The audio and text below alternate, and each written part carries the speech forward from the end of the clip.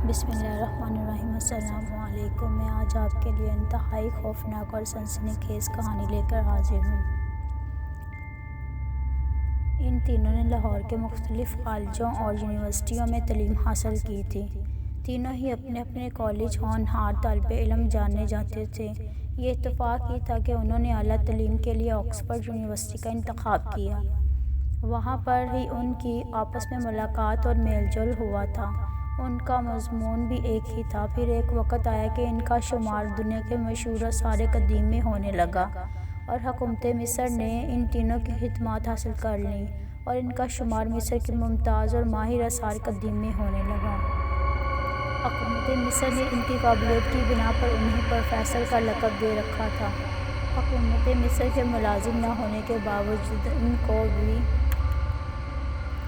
آئی پی کا درجہ دیا گیا تھا۔ پروفیسر خیام اور پروفیسر سکندر ایک دوسرے کے پرانے حریف تھے۔ ان کی رنجش اور مخالفت کی وجہ پروفیسر لیلا تھی اور اس رنجش کا آغاز اس وقت ہوا تھا جب وہ آکسفورڈ یونیورسٹی میں پڑھتے تھے۔ کلاس فیلو ہونے کے ساتھ ساتھ ان کا مضمون بھی مشترک تھا اور تینوں کا ملک بھی ایک تھا۔ پاکستان فرق اگر تھا تو بس اتنا کہ پروفیسر سکندر کو اعزازی طور پر حکومت مصر نے شہرت دے رکھی تھی اور پروفیسر خیام کو برطانیہ نے۔ دوہری شہرت کے حامل ان دونوں ماہرین کی آپس میں چاپلوسی چلتی رہتی تھی۔ خیام اور سکندر دونوں ہی مردانہ حسن و جمال میں اپنا ثانی نہیں رکھتے تھے۔ ان کی وجاہت کا چرچا یونیورسٹی میں بھی عام تھا۔ وہاں جہاں کھڑے ہوتے تو لگتا تھا جیسے دو دیو ملائکی سے کہانیوں کے کردار سامنے آ گئے ہوں۔ لڑکیاں ان کی ایک التفات نظر کی طلبگار رہتی تھیں مگر وہ دونوں صرف اور صرف لیلا کو چاہتے تھے۔ لیلا حسین اور حسن کی دیوی کا عارضی روپ تھی۔ وہ مصر کے روایتی لباس میں جنت کی حور لگتی تھی۔ بوجھل پلکوں اور خمار بھری آنکھوں کے ساتھ وہ ان کے قریب سے گزرتی تو وہ پلکیں جھپکانا اور سانس لینا بھول جاتی۔ لیلا جانتی تھی کہ خیام اور سکندر دونوں ہی اس کے طلبگار ہیں، اسی لیے وہ ان کے ساتھ آزادانہ گپ شپ لگاتی تھی مگر وہ ابھی تک ان دونوں میں سے کسی کا انتخاب نہ کر پائی تھی۔ سکندر ایک تیز ترار اور جذباتی قسم کا نوجوان تھا۔ اسے اپنے حسن اور مہارت پر ناز تھا۔ وہ کئی بار لیلا پر اپنی چاہت کا اظہار کر چکا تھا۔ سکندر کے برعکس خیام دھیمے لہجے کا عادی تھا۔ وہ کسی بھی کام میں جلد بازی کا قائل نہ تھا، حتیٰ کہ لیلا سے اظہار محبت کے معاملے میں بھی وہ سست روی کا شکار تھا۔ اسے اپنی چاہت پر یقین تھا کہ وہ لیلا کو حاصل کر کے رہے گا۔ وہ اگر لیلا کو یونیورسٹی کے کسی گوشے میں سکندر سے باتیں کرتے دیکھ لیتا تو اس کے اندر حسد کی موجیں کروٹیں لینے لگتیں۔ اسے لیلا سے زیادہ سکندر پر غصہ آتا مگر وہ اس کا اظہار نہ کرتا۔ اس کے برعکس سکندر اگر لیلا کو اور خیام کو اٹھتے بیٹھتے دیکھ لیتا تو وہ خیام سے الجھ پڑتا۔ ایک بار ان دونوں میں ہاتھا پائی اور تلخ جملوں کا تبادلہ بھی ہوا۔ لیلا نے بالآخر سکندر کے حق میں فیصلہ دے دیا۔ دونوں کی شادی ہو گئی۔ خیام کا دل ٹوٹ گیا۔ وہ وسطی امریکہ چلے گیا۔ وہ 3 سال میں تاریخ اور فلکیات کا قابل ترین استاد بن چکا تھا۔ سکندر اور لیلا نے قدیم مصری تحریروں اور فن تعمیر کے بارے میں ریسرچ مکمل کر لی تھی۔ ان کی رائے اب مستند مانی جاتی تھی، اس لیے حکومت مصر نے ان کی خدمات مستعار لے رکھی تھیں۔ سکندر اور لیلا نے اپنا ایک بڑا سا شان کا دفتر بنا رکھا تھا۔ خیام کو خبر نہیں تھی کہ لیلا اور سکندر نے حکومت مصر کی ملازمت اختیار کر لی ہے۔ وہ تو لندن آ گئے تھے اور وہاں سے باہر نکلنا ہی نہیں تھا۔ اب لائبریری اور آب و زرع ہی اس کی دنیا تھی۔ اس کی شہرت آہستہ آہستہ پھیلتی جا رہی تھی۔ اس کی شہرت ہی تھی جس نے مصری حکومت کو متوجہ کیا اور ان لوگوں نے خیام کو قاہرہ آنے کی دعوت دے دی۔ یہاں اس کے لیے وسیع کینوس تھا، کھلی طریق تھی، اس کی دلچسپی کے تمام لوازمات موجود تھے، اسی لیے اس نے بھی حکومت مصر کی دعوت قبول کر لی۔ یہاں آ کر اسے معلوم ہوا کہ لیلا اور سکندر بھی یہاں ہیں۔ وہ عمر کے اس دور میں پہنچ کر بھی لیلا کو دل سے نکال نہ پایا تھا۔ مجرود ہونے کی وجہ سے اس کی ساری توجہ اپنے کام پر ہی رہتی تھی۔ جب وہ اپنے کام میں مصروف ہوتا تو اسے دنیا کی کسی چیز کا ہوش نہ رہتا۔ سوائے کافی کے۔ اس کا ملازم کافی کا تھرمس اس کی میز پر رکھ کر کمرے کا دروازہ بند کر دیتا، کیونکہ پروفیسر خیام کسی قسم کا شور اور سرسراہٹ بھی برداشت نہ کرتا تھا۔ ان دنوں حکومت مصر فرعون کے مقبروں سے برآمد ہونے والی عجائبات اور تحریروں کے تجزیے پر کام کر رہی تھی۔ اس سلسلے میں جب بھی حکومت کے ہاتھ کوئی ایسی چیز لگتی تو پروفیسر خیام یا پروفیسر سکندر اور لیلی کو بھیج دیتے۔ وہ اس پر تحقیق کر کے اپنی رائے دیتے۔ دونوں ہی اپنے فن میں کامیاب جا رہے تھے۔ یہ کام کرتے انہیں کافی عرصہ ہو چکا تھا۔ اپنی عمروں کا بیشتر حصہ ان تینوں نے قدیم زبان اور قدیم تحریروں کو پڑھنے پر صرف کر ڈالا تھا۔ وہ کئی دنوں اور کئی کتابوں کے مصنف بھی بن چکے تھے۔ ان دنوں کے دفاتر اور گھر میں قدیم تاریخی کتابوں کے ڈھیر تھے۔ اس کے علاوہ وہاں مٹی کے برتن اور مٹی کی مورتیاں، مٹی کی تختیاں اور پتھر کی کئی سیلیں بھی رکھی ہوئی تھیں، جن پر قدیم مصری زبان کی تحریریں لکھی ہوئی تھیں۔ یہ سب چیزیں ان قبروں اور مقبروں سے برآمد ہوئی تھیں، جن کو کسی غیر ملکی سیاح یا مصر کے محکمہ آثار قدیم کے ماہرین نے دریافت کیا تھا۔ سکندر اور لیلی کی نسبت حکومت مصر پروفیسر خیام پر زیادہ اعتماد اور بھروسہ کرتی تھی، کیونکہ اسے اپنے کام کے سوا کسی اور چیز سے غرض نہ تھی۔ وہ دن اور رات اپنے کمرے میں رہتا تھا۔ اس کا جب بھی جی چاہتا سو لیتا اور جب جی چاہتا تو کام شروع کر دیتا۔ اسی لیے وہ اپنے کام کا ماہر ہو گیا تھا۔ جب کبھی اسے حکومت کی جانب سے کوئی مشن سونپا جاتا تو وہ پہلے اس کی قدیم تحریروں پر کام کرتا، اور اگر ضرورت پڑتی تو وہ ان مقبروں کی طرف نکل پڑتا جہاں سے کوئی تحریر یا تختی برآمد ہوتی تھی۔ مصر کے محکمہ آثار قدیم کی سروے پارٹی حسب معمول اپنے گشت پر تھی۔ صحرا میں چلتے چلتے رات ہو گئی تو پارٹی کے افراد رستہ بھول گئے۔ رستے کی تلاش میں وہ اتنی دور نکل گئے کہ ان کو مزید ایک دن اور ایک رات اسی صحرا میں گزارنی پڑی۔ اسی سفر کے دوران ان کو ایک بہت بڑا اور ہیبت ناک مقبرہ نظر آیا۔ پارٹی کے لوگ رستے کی تلاش اور تھکن کو بھول کر اس مقبرے کو نہایت دلچسپی سے دیکھنے لگے۔ وہ مقبرہ قدیم مصری فن تعمیر کا نادر شاہکار تھا۔ اس کو دیکھ کر اندازہ ہوتا تھا کہ یہ مقبرہ کئی صدیوں سے بے آبا ہو گیا ہے، صحرا میں تنہا کھڑا ہے۔ سروے پارٹی کے سربراہ نے وہیں کیمپ لگا لیا تاکہ اس مقبرے کے بارے میں تفصیلات حاصل کر سکے۔ مقبرے کی اینٹیں کالی سیاہ ہو چکی تھیں، کہیں سے کوئی اینٹ معمولی سی ٹوٹی ہوئی تھی۔ اس کے علاوہ اس میں شائستگی کے کوئی آثار نظر نہیں آ رہے تھے۔ مقبرہ مستطیل شکل میں تعمیر کیا گیا تھا۔ وہ مقبرہ کب تعمیر ہوا، اس سے کسی نے تعمیر کروایا، کیسے تعمیر کروایا اور اس نے تعمیر کیا، یہ کس کو بھی معلوم نہ تھا، کیونکہ ابھی تک وہ دنیا کی نظروں سے پوشیدہ تھا۔ یوں بھی صحرا کے پاس اس حصے میں کوئی آتا جاتا نہیں تھا۔ ایک حیرت زدہ کر دینے والی بات یہ تھی کہ پارٹی کے لوگوں کو باوجود کوشش کے مقبرے میں داخل ہونے کا راستہ نہیں مل رہا تھا۔ بالآخر انہیں نہایت اونچی جگہ پر بنی ہوئی سنگی جالیاں نظر آئیں جو نہایت ہی مضبوط تھیں۔ انہیں بڑی مشکل سے توڑ کر اندر جانے کا راستہ بنایا گیا تھا، لیکن وہ راستہ اتنا تنگ تھا کہ اس میں سے ایک آدمی بمشکل اندر داخل ہو سکتا تھا۔ کافی سوچ بچار کے بعد پارٹی کے سربراہ نے ایک نہایت ہی ماہر اور تجزیہ کار کارکن کو بڑی مشکل سے مقبرے کے اندر جانے کو تیار کیا، کیونکہ تمام کارکن مقبرے کی ہیبت دیکھ کر ہی خوفزدہ ہو گئے تھے۔ ہر کوئی واپس جانے کا خواہشمند تھا، مگر اپنے انچارج کی مرضی کے خلاف کوئی بھی قدم اٹھانے کا مجاز نہ تھا۔ اب مقبرے کے اندر جانے کو کوئی بھی تیار نہ تھا، کیونکہ مقبرے کی جالیاں توڑتے وقت انہیں اندازہ ہو گیا تھا کہ اس مقبرے کے اندر جانا اور اس کے بارے میں معلومات حاصل کرنا خطرے سے خالی نہیں ہے۔ بالآخر ایک کارکن ضروری آلات سے لیس ہو کر رسی کی سیڑھی کی مدد سے مقبرے میں داخل ہونے کو تیار ہو گیا۔ جب وہ اس سوراخ سے اندر داخل ہوا تو مقبرے کے اندر گپ اندھیرا تھا۔ اس نے ٹارچ جلا کر جائزہ لیا تو اسے حیرت کا شدید جھٹکا لگا۔ وہ ایک بہت بڑے تہہ خانے میں کھڑا تھا۔ اس نے ادھر ادھر دیکھا تو اسے ایک انسانی ڈھانچہ نظر آیا، لیکن اس نے ہمت نہ ہاری اور اس ڈھانچے کو غور سے دیکھنے لگا۔ ڈھانچے کے قریب پتھر کی کچھ سیلیں اور تختیاں پڑی ہوئی تھیں۔ اس ڈھانچے کے دائیں ہاتھ میں لوہے کا ایک اوزار نما نوکیلا قلم تھا جو کہ پوری طرح زنگ آلود ہو چکا تھا۔ قلم کی نوک ایک سیل پر ٹکی ہوئی تھی، جیسے وہ اس پر کچھ لکھ رہا ہو۔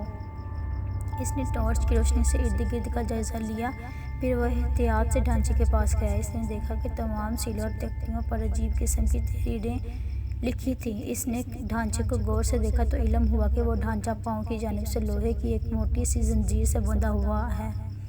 زنجیر کا دوسرا سرا مقبرے کی دیوار میں لگا ہوا ہے، لوہے کی ایک کنڈی میں بندھا ہوا ہے۔ جوں ہی اس نے زنجیر کو ہاتھ لگایا، وہ ریزہ ریزہ ہو کر زمین پر بکھر گیا۔ اسی طرح جب اس نے قلم کو ہاتھ لگایا تو وہ بھی ریزہ ریزہ ہو گیا۔ ڈھانچے کے قریب ایک بڑا سا پتھر بنا ہوا پیالہ پڑا تھا۔ اس نے غور سے پیالے کو دیکھا، مگر اس کے اندر کچھ نہ تھا، وہ بالکل خشک ہو چکا تھا۔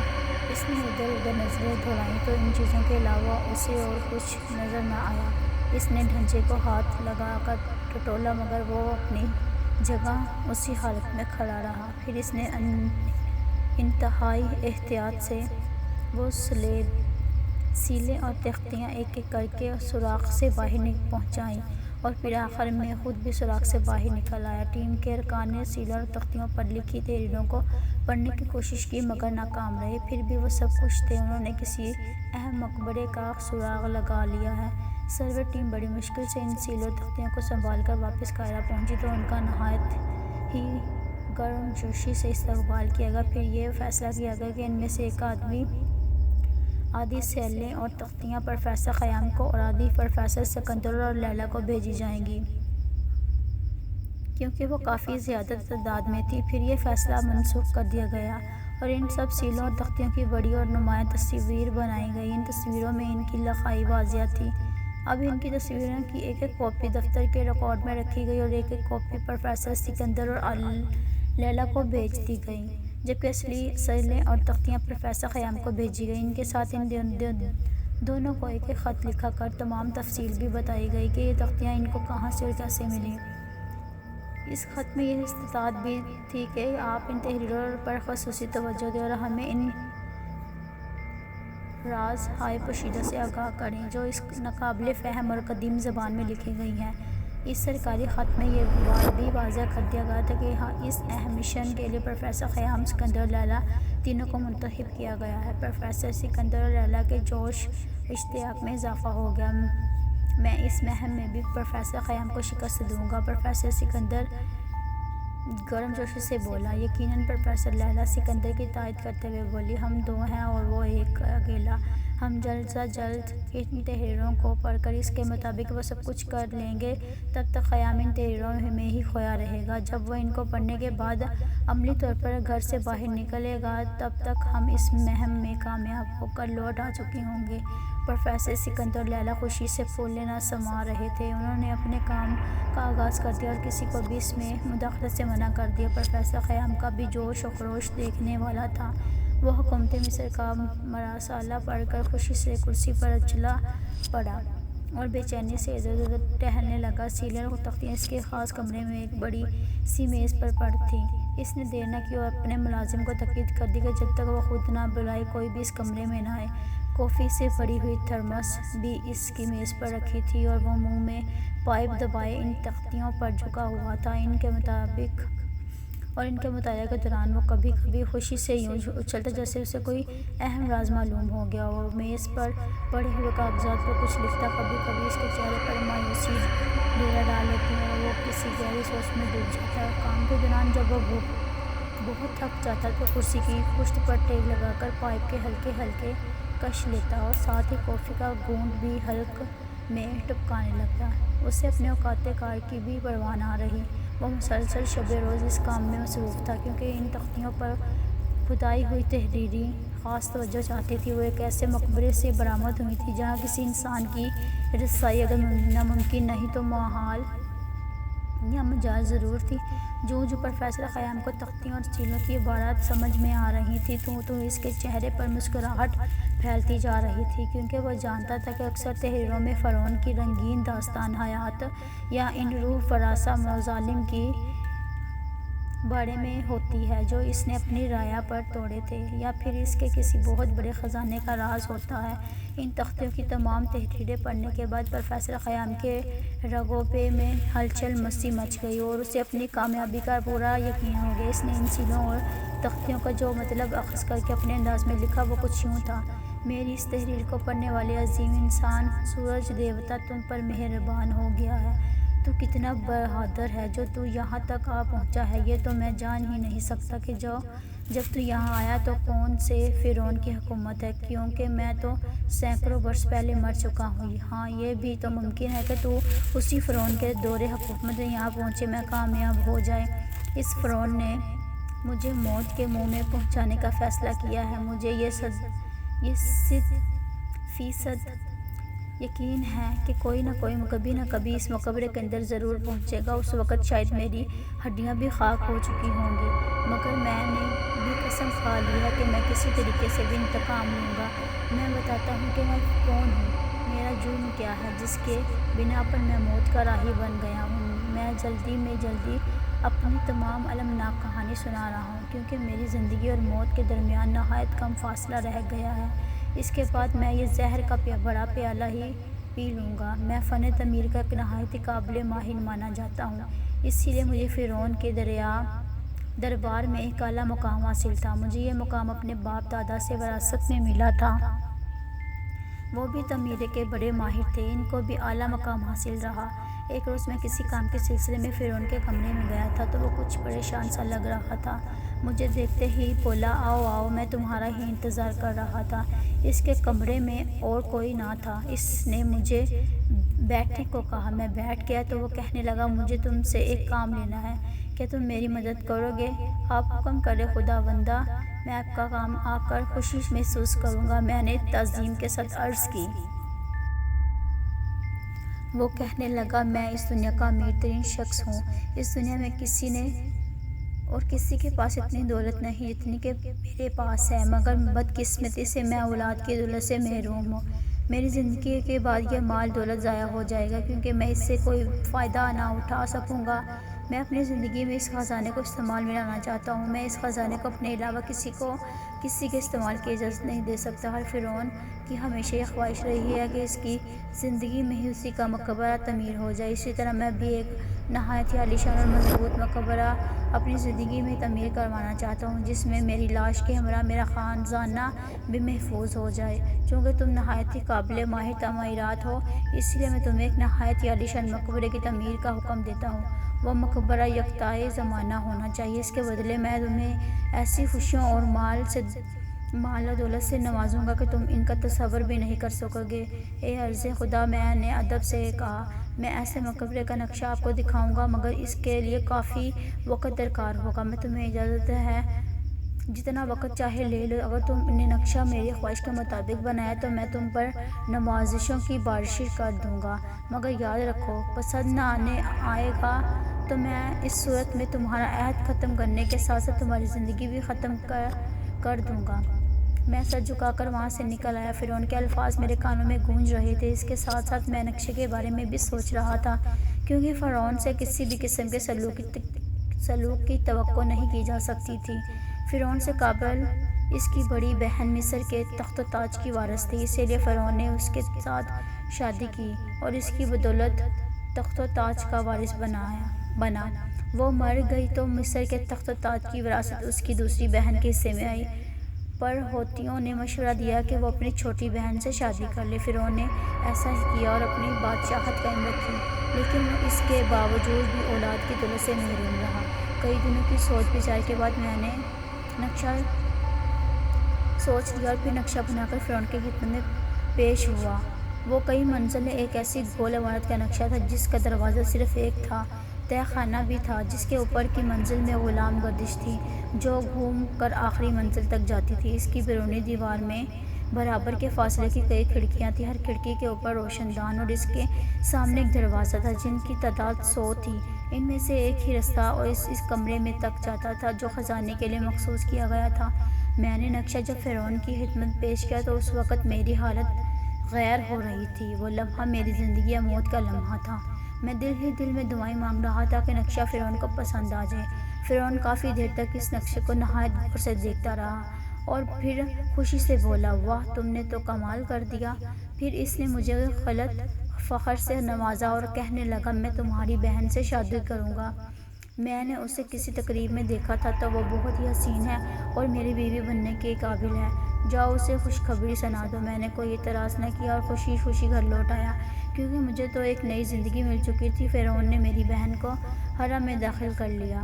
اس نے اپنی پہلی بیوی کو، جو اس کی بہن تھی، نظر انداز کرنا شروع کر دیا تھا۔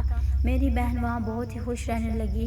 فرعون بھی اسے بہت چاہتا تھا۔ میں بہت خوش تھا کہ میری بہن اب راج کرنے لگی ہے۔ وہ فرعون کی صحبت اور دلی کی بہت تعریفیں کرتی تھی۔ ایک روز فرعون نے مجھے حرم میں بلایا اور دور صحرا کی وسطوں میں ایک عظیم الشان مقبرے کی تعمیر کا حکم دیا۔ میں نے حکم کی تعمیل کی اور اپنی نگرانی میں مقبرے کی تعمیر کرانے لگا۔ اس کی تعمیر میں کئی ہزار مزدور اور بے شمار معمار اور فن تعمیر کے ماہر دان رات کام کر رہے تھے۔ اصل نقشہ فرعون نے اپنے پاس رکھ لیا تھا۔ مقبرے کے درمیانی حصے میں ایک وسیع کمرہ تعمیر کیا گیا تھا جس میں خزانہ محفوظ کیا جانا تھا۔ اس کے علاوہ بھی اس قسم کی کئی اور کمرے تعمیر کیے گئے جن کا خزانے والے کمرے سے کوئی واسطہ نہ تھا۔ اندرونی حصے میں چاروں طرف دروازے تھے۔ مقبرے کی تعمیر مکمل ہوئی تو فرعون کی خوشی کا کوئی ٹھکانہ نہیں تھا۔ اس کی آرزو پوری ہو گئی تھی۔ اس نے جب مقبرے کا معائنہ کیا تو اس کا چہرہ خوشی سے کھل اٹھا تھا، کیونکہ وہ مقبرہ بظاہر بالکل سیدھا سادہ اور گول شکل کا تھا، لیکن اندر سے وہ انتہائی پیچیدہ تھا، کیونکہ میں نے وہ نقشہ نہایت ہی محنت سے اور علم و نجوم کی روشنی میں بنایا تھا، اور اس کے ساتھ ساتھ میں نے دیوتاؤں کی مدد بھی حاصل کی تھی۔ اس کی بناوٹ میں اس قدر پیچیدگیاں رکھی گئی تھیں کہ وہ کسی کے گمان میں بھی نہ آ سکتی تھیں۔ میں نے اس کو بہت ہی محنت سے بنایا تھا۔ میں نے اس مقبرے کا اصل راز فرعون کو بتایا کہ اس کا خزانہ جب اس بڑے کمرے میں منتقل ہو جائے گا تو اس 100 دروازوں میں سے صرف ایک دروازہ رہ جائے گا جس کے راستے خزانے تک رسائی ہو سکے گی۔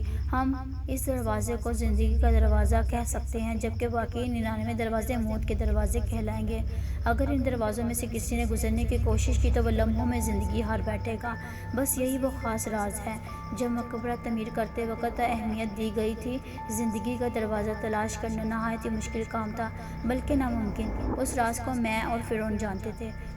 مقبرے کی تکمیل کے بعد فرعون کی خوشی کی انتہا نہ تھی۔ اس کے چہرے پر عجیب طرح کی مسکراہٹ نمایاں تھی۔ پھر اس نے اپنا خزانہ کئی ہزار اونٹوں پر لاد کر وہاں پہنچا دیا۔ جب پورا خزانہ مقبرے تک پہنچ گیا تو مزدوروں کے ذریعے وہ خاص کمرے تک پہنچایا گیا۔ اس کے بعد فرعون نے اعلان کروایا کہ وہ تمام مزدور، معمار اور دوسرے وہ لوگ جنہوں نے 10 سال کا عرصہ لگا کر مقبرے کو تعمیر کیا تھا، وہ ایک جگہ اکٹھے ہو جائیں۔ ان کو انعام سے نوازا جائے گا۔ جب وہ سب لوگ ایک جگہ اکٹھے ہو گئے تو فرعون مسکراتا ہوا میری طرف بڑھا۔ لگتا تھا آج فرعون کی طرف سے ان لوگوں پر اور مجھ پر انعامات کی بارش ہوگی۔ فرعون نے میری طرف نظر بھر کر دیکھا اور کہنے لگا، ہم تمہاری ذہانت اور کام کے متعارف ہو گئے ہیں۔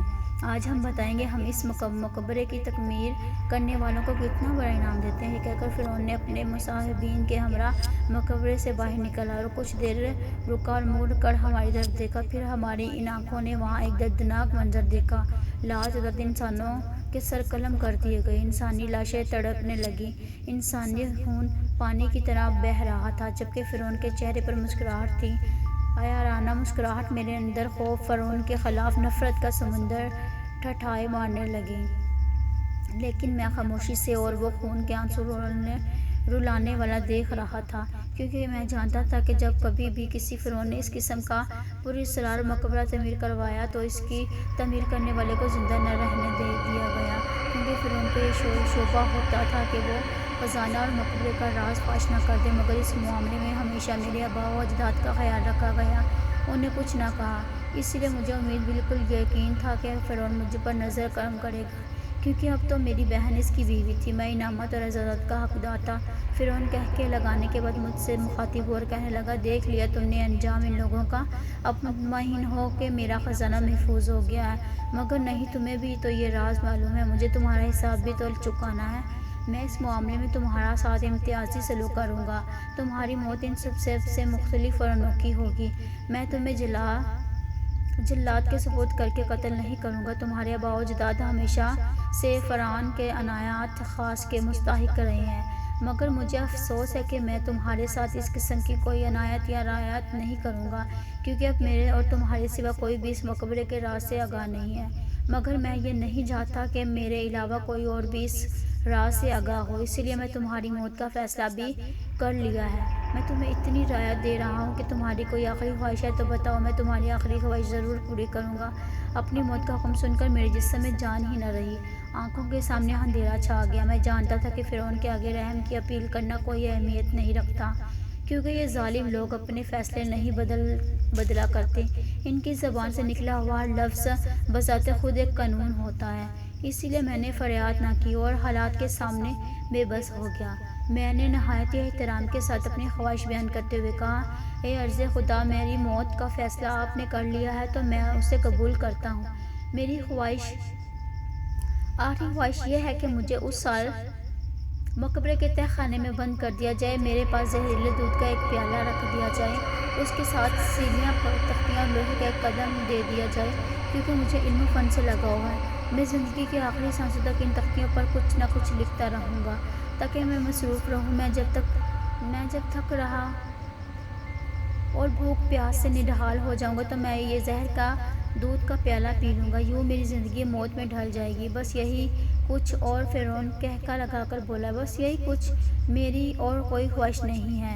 میں نے جواب دیا۔ فرعون نے اپنے سپاہیوں کو حکم دیا کہ مجھے تہہ خانے میں لے جا کر میرے پاؤں ایک ایندھی زنجیر ڈال دی جائے۔